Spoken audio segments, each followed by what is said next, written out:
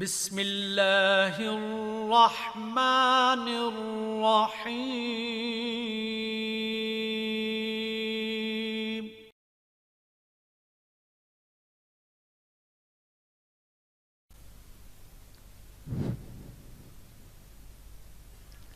الحمدللہ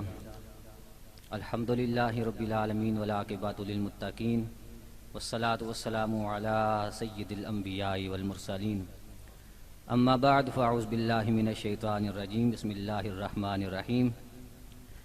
لقد من اللہ علی المؤمنین اذ بعث فیہم رسولا آمنت باللہ صدق اللہ ومولانا العظیم وصدق رسولہ النبی الکریم الامین۔ قال اللہ تبارک و تعالی فی شان حبیبہ صلی اللہ علیہ وآلہ وسلم مخبرا و آمرا، ان اللہ و ملائکتہ یصلون علی النبی یا ایھا الذین آمنوا صلوا علیہ وسلموا تسلیما۔ اللہم صل علی سیدنا و مولانا محمد وعلی آلہ واصحابہ سیدنا و مولانا محمد وبارک وسلم وصلی علیہ۔ درود پڑھو ثواب ملتا ہے، درود پڑھو ثواب ملتا ہے، اور سلام پڑھو گنبد خضرا سے کملی والے آقا کا جواب ملتا ہے۔ اس عقیدت اور محبت کے ساتھ درود و سلام کا نذرانہ پیش کیجئے کہ ہم بکھاری کلاں کی اس جامعہ مسجد میں بیٹھ کر اپنے آخر الزمان نبی پر درود و سلام کا نذرانہ پیش کریں تو وہ ہمارے نبی گنبد خضرا میں آرام فرما کے ہمارے درود و سلام سنتے بھی ہیں اور جواب بھی عطا فرماتے ہیں۔ تو اس محبت کے ساتھ پڑھیے، الصلاۃ والسلام علیک یا رسول اللہ، الصلاۃ والسلام علیک یا سیدی یا حبیب اللہ، الصلاۃ والسلام علیک یا سیدی یا نبی اللہ وعلی آلک واصحابک یا سیدی یا نور اللہ۔ اللہ دا احسان سانو یاد ہونا چاہیدا، اللہ دا احسان سانو یاد ہونا چاہیدا، خوشیاں دے نال دل شاد ہونا چاہیدا۔ مل کے پڑھ لو، اللہ دا احسان سانو یاد ہونا چاہیدا، اللہ دا احسان سانو یاد ہونا چاہیدا، خوشیاں دے نال دل شاد ہونا چاہیدا۔ اور آمینہ ماہی دی دلی تمنا سی،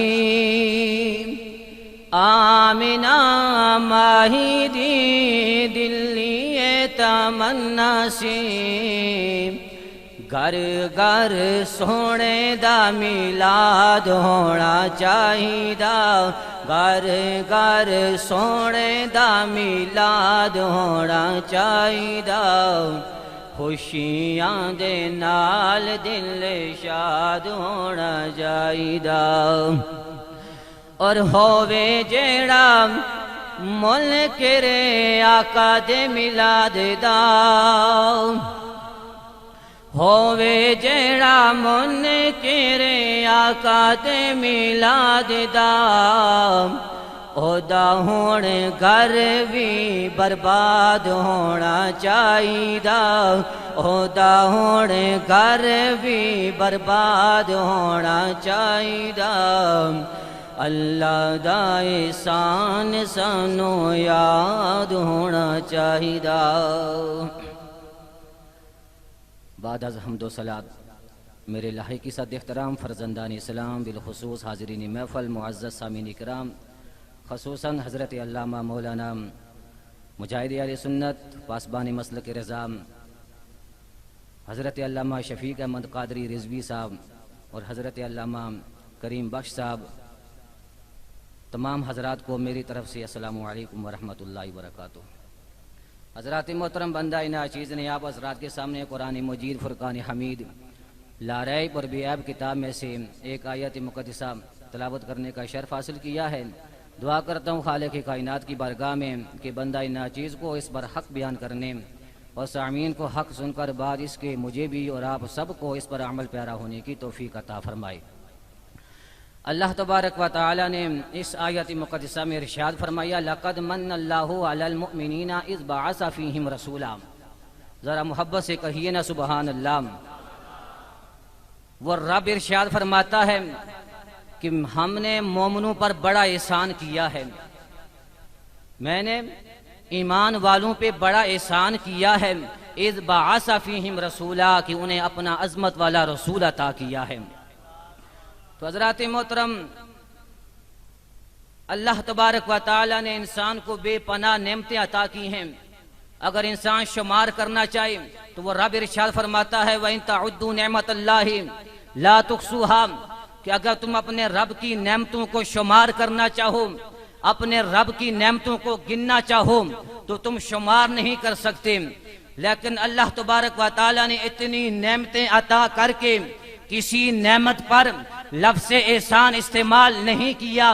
لیکن اللہ تبارک و تعالی نے جب اپنا محبوب ہمیں عطا کیا تو فوراً ارشاد فرما دیا کہ لقد من اللہ علی المؤمنین اذ بعث فیہم رسولا کہ ہم نے مومنوں پر بڑا احسان کیا ہے کہ انہیں عظمت والا رسول عطا کیا ہے.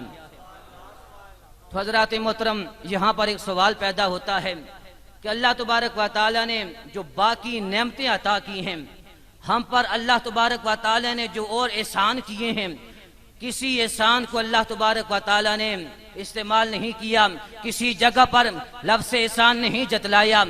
جب اپنا محبوب عطا کیا تو پھر اللہ تبارک و تعالی نے لفظ احسان کو کیوں استعمال کیا؟ اس کی وجہ کیا ہے؟ تو حضرات محترم، اس کی وجہ یہی ہے کہ اللہ تبارک و تعالی نے ارشاد فرمایا کہ لولا کلمہ خلقت الدنیا. کریم آقا علیہ الصلوۃ والسلام ارشاد فرماتے ہیں کہ لولا کلمہ خلقت الدنیا. وہ رب ارشاد فرماتا ہے کہ اگر میں اپنے محبوب کو پیدا نہ کرتا تو میں دنیا کو پیدا نہ کرتا، میں دنیا پیدا نہ کرتا، یہ دنیا معرض وجود میں نہ آتی. لولا کلمہ خلقت الافلاق، اگر میں اپنے محبوب کو پیدا نہ کرتا تو میں آسمان کو پیدا نہ کرتا. بلکہ حضور علیہ الصلوۃ والسلام ارشاد فرماتے ہیں، حدیث کے اندر آتا ہے کہ وہ رب ارشاد فرماتا ہے لولا کلمہ اظہرت ربوبیہ، اے میرے محبوب اگر تجھے پیدا کرنا مقصود نہ ہوتا تو میں اپنے رب ہونے کا بھی اظہار نہ کرتا. اے میرے پیارے محبوب اگر تجھے پیدا کرنا مقصود نہ ہوتا، اگر میں تجھے دنیا کے اندر نہ بھیجتا تو میں اپنے رب ہونے کا بھی اظہار نہ کرتا. تو حضرات محترم، احسان اسی نعمت پر جتلایا جاتا ہے جو سب سے بڑی نعمت ہو، جو سب سے بڑی نعمت ہو اسی پر احسان جتلایا جاتا ہے. تو حضرات محترم، پتہ چلا کہ اس کائنات کے اندر جو سب سے بڑی نعمت ہے وہ کریم آقا علیہ الصلوۃ والسلام کی ذات پاک ہے. تو حضرات محترم، کریم آقا علیہ الصلوۃ والسلام کی آمد کی خوشی پر ہم اس جامعہ مسجد میں حضور علیہ الصلوۃ والسلام کی میلاد کی محفل سجائے بیٹھے ہیں. یقیناً کوئی اور محفل ہو تو انسان کہہ سکتا ہے کیا پتہ اللہ کی بارگاہ میں قبول ہو یا نہ ہو. جب انسان نماز پڑھتا ہے تو گمان کرتا ہے کیا پتہ میرا رب میری نماز کو قبول کرے گا یا نہیں. انسان نوافل ادا کرتا ہے، گمان یہ ہوتا ہے کیا پتہ اللہ کی بارگاہ میں قبول ہوں گے یا نہیں. تو حضرات محترم، اے سنیو، تم اس بات مبارک بات کے مستحق ہو، خوش قسمت ہو جو حضور کی میلاد کی محفل سجا کر بیٹھتے ہیں. وہ ضرور اللہ کی بارگاہ میں قبول ہو جاتی ہے، وہ اللہ کی بارگاہ میں مقبول ہو جاتی ہے. کیوں کہ یہ وہ محفل ہے جس کے صدقے سے اللہ تبارک و تعالی نے ساری کائنات کو پیدا کیا ہے. تو حضرات محترم، حضرت آمنہ سلام اللہ علیہا آپ ارشاد فرماتی ہیں کہ جب کریم آقا علیہ الصلوۃ والسلام کی ولادت کا وقت قریب آیا تو آپ فرماتی ہیں کہ مجھے گھبراہٹ محسوس ہوئی، مجھے پریشانی لاحق ہوئی. تو آپ فرماتی ہیں کہ اتنی دیر کے اندر میں کیا دیکھتی ہوں کہ مجھے پانی کا پیالہ عطا کیا گیا ہے، پانی کا پیالہ مجھے عطا کر دیا گیا ہے. آپ فرماتی ہیں کہ جب میں نے وہ پانی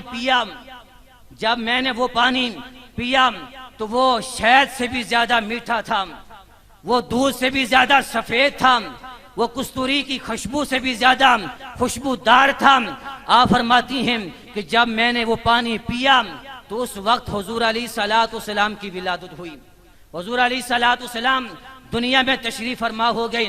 آپ فرماتی ہیں کہ جب کریمہ کا علیہ الصلوۃ والسلام اس دنیا میں تشریف لائے، آپ کی آمد پر آپ فرماتی ہیں کہ میں اپنے حجرے میں بیٹھی تھی، اپنے حجرے کے اندر تھی۔ حضور علیہ الصلوۃ والسلام کی آمد کی آتی ہیں کہ میں نے جبریل امین کو دیکھا، میں نے جبریل امین کو دیکھا کہ زمین پر تشریف فرما ہوتے ہیں اور اپنے ساتھ 3 جھنڈے لے کر آتے ہیں، اپنے ساتھ 3 جھنڈے لے کر آتے ہیں۔ میں نے اپنی آنکھوں سے دیکھا کہ جبریل امین علیہ السلام ایک جھنڈا مشرق پہ لگاتے ہیں، ایک جھنڈا مغرب میں لگاتے ہیں اور تیسرا جھنڈا کعبۃ اللہ کی چھت پہ لگاتے ہیں، اور تیسرا جھنڈا کعبۃ اللہ کی چھت پہ لگاتے ہیں۔ تو حضرات محترم، آج ہم اپنے گھروں پر، اپنی مسجدوں پر حضور علیہ الصلوۃ والسلام کی آمد کی خوشی پر جھنڈے لہراتے ہیں، اپنے گھروں پر، اپنی دکانوں پر، شہروں بازاروں کو جھنڈوں سے سجاتے ہیں۔ یہ کوئی بدعت نہیں ہے بلکہ یہ حکم اللہ کا ہے اور سنت جبریل امین علیہ السلام کی ہے۔ تو حضرات محترم، کریمہ کا علیہ الصلوۃ والسلام کی آمد پر، آپ کی آمد سے پہلے اندھیرا ہی اندھیرا تھا، ظلم کے پہاڑ ڈھائے جاتے تھے، بچیوں کو زندہ درگور کیا جاتا تھا، اور والدین جو بوڑھے ہو جاتے تھے ان کو کندھوں پر بٹھا کر منڈیوں میں جا کر بیچا جاتا تھا۔